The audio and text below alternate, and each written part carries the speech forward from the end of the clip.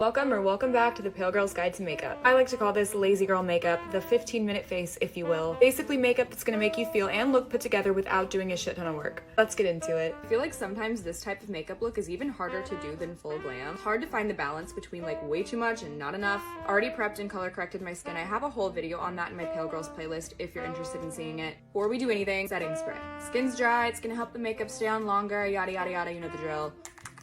For brows, most days I like to throw on a little gel and call it a day. Don't really like messing with them too much. My right one always looks better than my left one, and that really upsets me. So honestly, the less that I have to do, the better. Difference a little bit of brow gel makes. It takes very little effort, but it makes you look like you know what you're doing and that you actually tried. It's the goal, babe. That's always the goal. Have redness, breakouts, whatever it is that you're trying to cover up. I like to spot conceal before I go in with foundation. The Kosas concealer in the shade 0.5.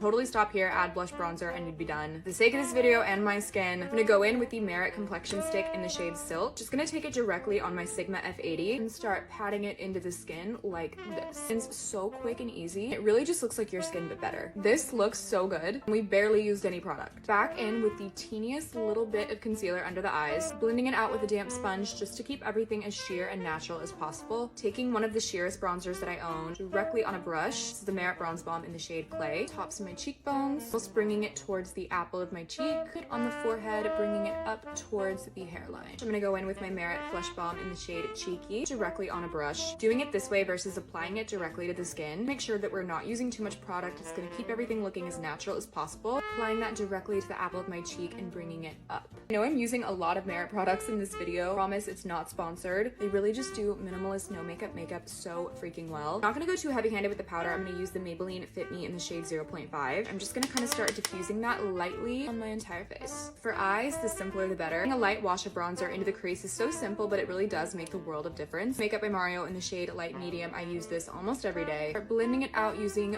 windshield wiper motions. It ties everything together without looking like you're doing the most. This is a step I refuse to skip no matter what look I'm doing. Hairdryer works too. This is just ingrained in my routine at this point. Go in with my Redhead Revolution mascara. Have it in the shade Genuine Ginger. Really just mainly focusing it on the outer corners. A little bit of the Milani Fruit Fetish lip oil, shade 120 Strawberry Melon, for a little bit of hydration and pop of color.